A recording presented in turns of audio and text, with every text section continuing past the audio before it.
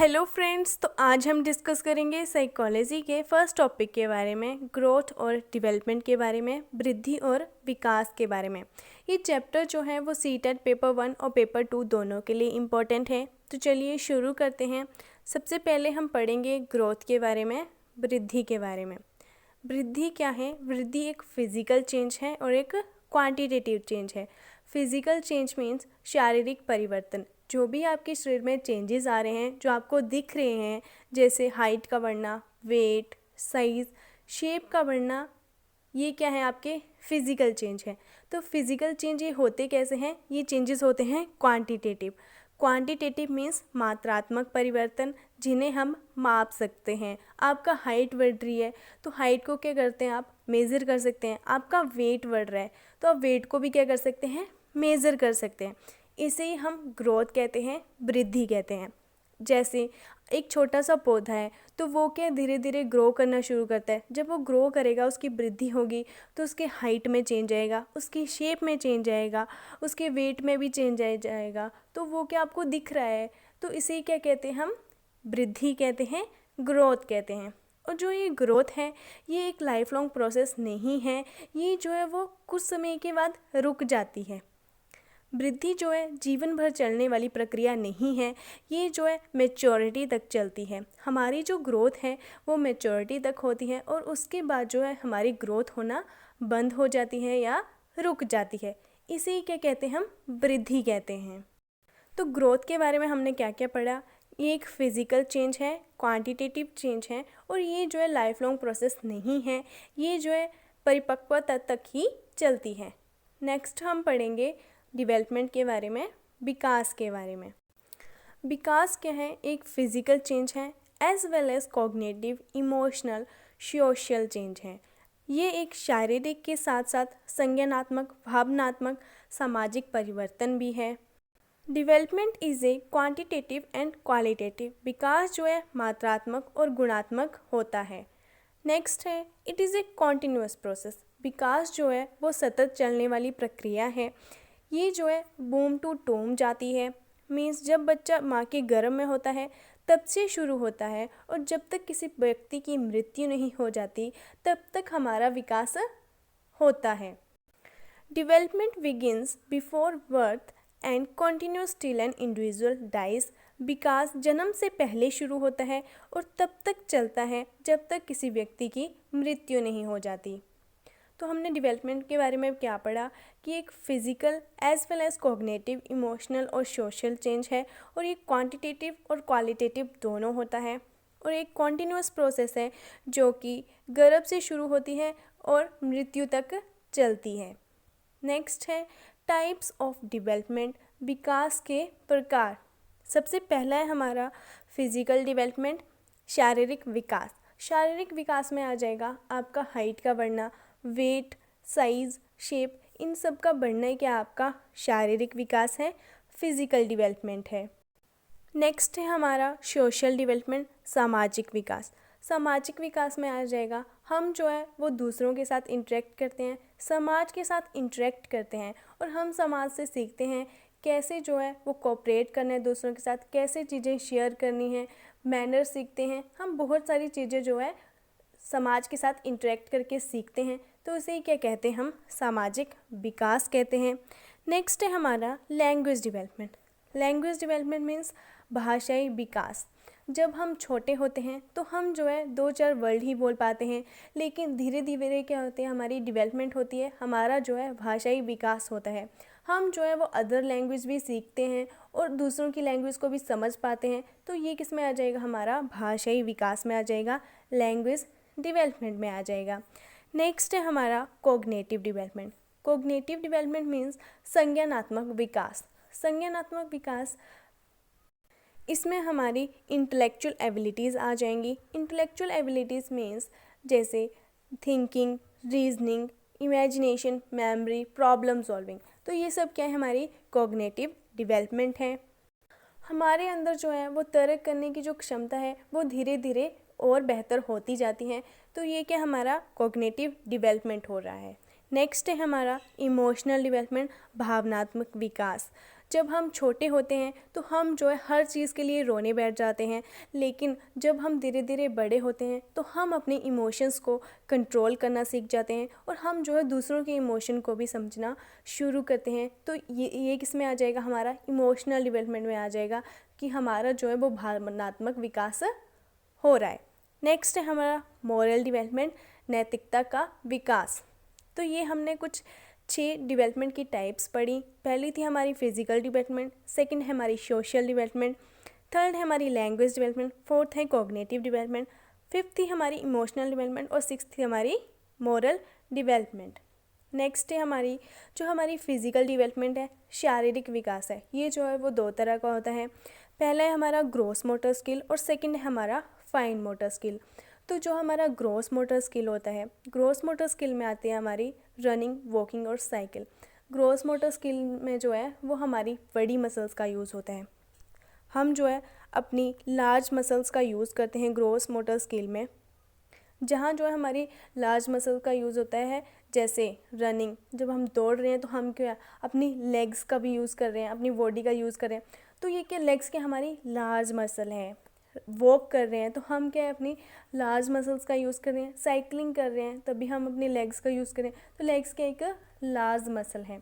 तो जहाँ पे लार्ज मसल का एग्जांपल आएगा तो वो किस में आ जाएगा, हमारे ग्रॉस मोटर स्किल में। नेक्स्ट है हमारा fine motor skill. Fine motor skill बारीक मोटर कौशल। इसमें क्या है, हम अपनी छोटी मसल्स का यूज़ करते हैं, स्मॉल मसल्स का यूज़ करते हैं। स्मॉल मसल्स मीन्स जैसे हम लिख रहे हैं तो लिखते टाइम हम क्या सिर्फ अपनी फिंगर्स का ही यूज़ करते हैं। तो जहाँ हमारी छोटी मसल्स का यूज़ हो, फिंगर्स का ही यूज़ हो रहा है, तो ये कि हमारी छोटी मसल्स हैं। पेंटिंग कर रहे हैं तब भी हम क्या कर रहे हैं, अपनी छोटी मतलब फिंगर्स का ही यूज़ करें। फिंगर हमारी छोटी सी मसल्स हैं। कटिंग कर रहे हैं, कटिंग करने में भी हम अपनी फिंगर्स का ही यूज़ करें, तो ये कि हमारी छोटी मसल्स हैं। तो जहाँ हमारी छोटी मसल्स का यूज़ हो वो आती है हमारी फाइन मोटर स्किल्स में। तो हमने अभी पढ़ा फिज़िकल डेवलपमेंट में जो है वो 2 टाइप का होता है, एक ग्रॉस मोटर और एक फाइन मोटर। ग्रॉस मोटर्स में हमारी लार्ज मसल्स का यूज़ होता है और फाइन मोटर में हमारी स्मॉल मसल्स का यूज़ होता है। ये इनके कुछ एग्जाम्पल थे। ग्रॉस मोटर का था रनिंग, वॉकिंग और साइकिल, और फाइन मोटर का था कटिंग, राइटिंग और पेंटिंग। नेक्स्ट है हमारा प्रिंसिपल ऑफ डेवलपमेंट, विकास का सिद्धांत। सबसे पहला है हमारा प्रिंसिपल ऑफ कॉन्टिन्यूटी, निरंतरता का सिद्धांत। कॉन्टिन्यूटी मीन्स जो हमारा डेवलपमेंट है, हमारा जो विकास है वो जो है लगातार चलने वाली, कॉन्टिन्यूस चलने वाली एक प्रक्रिया है। जब हम माँ के गर्भ में होते हैं तब से ये शुरू होता है और जब तक हमारी मृत्यु नहीं हो जाती तब तक हमारी डेवलपमेंट होती रहती है। तो कॉन्टिन्यूस का मतलब यही है कि निरंतरता चलने वाली प्रक्रिया है, ये कभी नहीं रुकती है। ये जब मृत्यु होती है तब तक हमारा विकास जो है वो चला रहता है। सबसे पहले हमने पढ़ा प्रिंसिपल ऑफ कॉन्टिन्यूटी, निरंतरता का सिद्धांत। सेकंड है हमारा principle of proceeding from general to specific, सामान्य से विशिष्ट की ओर बढ़ने का सिद्धांत। सामान्य से विशिष्ट मतलब जब बच्चा छोटा होता है और जब वो रो रहा होता है तो वो अपनी पूरी बॉडी का यूज़ करता है, वो अपनी होल बॉडी की जो मूवमेंट करता है। लेकिन जब वो धीरे धीरे बड़ा होता है तो वो सिर्फ अपने आँखों का ही यूज़ करता है, अपनी पूरी होल बॉडी को नहीं मूवमेंट करता। तो ये क्या है, जनरल टू स्पेसिफिक, सामान्य से विशिष्ट की ओर बढ़ने का सिद्धांत है। स्पेसिफिक मतलब किसी एक पर्टिकुलर चीज़ की ओर कंट्रोल करना, मतलब बच्चा जो अपनी होल बॉडी का यूज़ नहीं करेगा जब वो रोएगा। नेक्स्ट है हमारा प्रिंसिपल ऑफ इंडिविजुअल डिफरेंस, व्यक्तिगत विभिन्नताओं का सिद्धांत। आपने देखा होगा कि कोई भी पर्सन जो है वो एक जैसा नहीं होता है, सब में जो है वो विभिन्नता पाई जाती है, इंडिविजुअल डिफरेंस पाए जाते हैं। आपने ट्विंस भी देखे होंगे, तो ट्विंस भी कभी क्या होते हैं, सेम नहीं होते हैं, उनमें भी जो है डिफरेंस पाए जाते हैं। इंडिविजुअल डिफरेंस का मीन्स यही है कि कोई भी व्यक्ति जो है एक समान नहीं होता है, सब में जो है वो डिफरेंस पाए जाते हैं। नेक्स्ट है प्रिंसिपल ऑफ यूनिफॉर्म पैटर्न, एक समान पैटर्न का सिद्धांत। आपने देखा होगा सभी बच्चे जो है एक यूनिफॉर्म पैटर्न को फॉलो करते हैं। जैसे जो है बच्चा सबसे पहले जो वो बैठना सीखता है, फिर जो वो क्रॉल करना सीखता है, फिर वो खड़े होना सीखता है और फाइनली फिर वो चलना सीखता है। तो सभी बच्चे जो है इस पैटर्न को फॉलो करते हैं। आपने ऐसा कभी नहीं देखा होगा कि पहले बच्चा जो है वो चलना सीखेगा, उसके बाद वो क्रॉल करना सीखेगा। सभी बच्चे जो हैं वो एक पैटर्न को फॉलो करते हैं। पहले बच्चा बैठना सीखेगा, फिर वो क्रॉल करना सीखेगा, फिर वो खड़ा होना सीखेगा और फिर जो है वो वॉक करना सीखेगा। तो इसी को कहते हैं हम यूनिफॉर्म पैटर्न, एक समान पैटर्न का सिद्धांत। नेक्स्ट है हमारा प्रिंसिपल ऑफ डायरेक्शन, दिशा का सिद्धांत। जो हमारी डेवलपमेंट है वो दो तरह की बताई हुई है। पहली हमारी सेफेलोकॉर्डल सीक्वेंस और सेकंड है हमारी प्रॉक्सिमोडिस्टल सीक्वेंस। सेफेलोकॉर्डल सीक्वेंस में क्या होता है, हमारी जो डेवलपमेंट है वो हेड टू टो होती है, हेड टू टो होती है। मीन्स पहले जो है बच्चा जो है वो अपने सर को, हेड को संभालना सीखेगा, उसके बाद जो है वो बाकी के पार्ट्स की डेवलपमेंट होगी। नेक्स्ट है हमारा प्रॉक्सिमोडिस्टल सीक्वेंस। तो प्रॉक्सिमोडिस्टल सीक्वेंस में क्या होता है, हमारी जो डेवलपमेंट है वो सेंटर से आउटवर्ड की तरफ जाती है। डेवलपमेंट कैसी होती है हमारी, centre to outward, outward.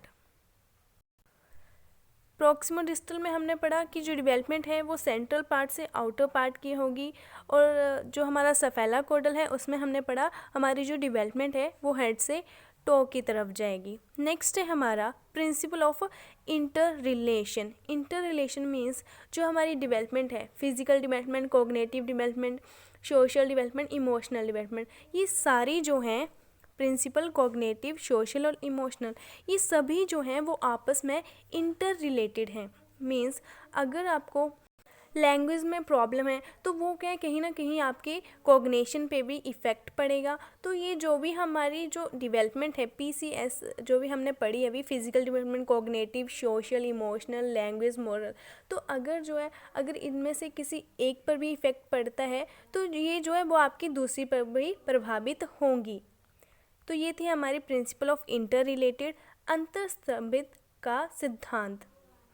Next है हमारा principle of spiral versus linear development.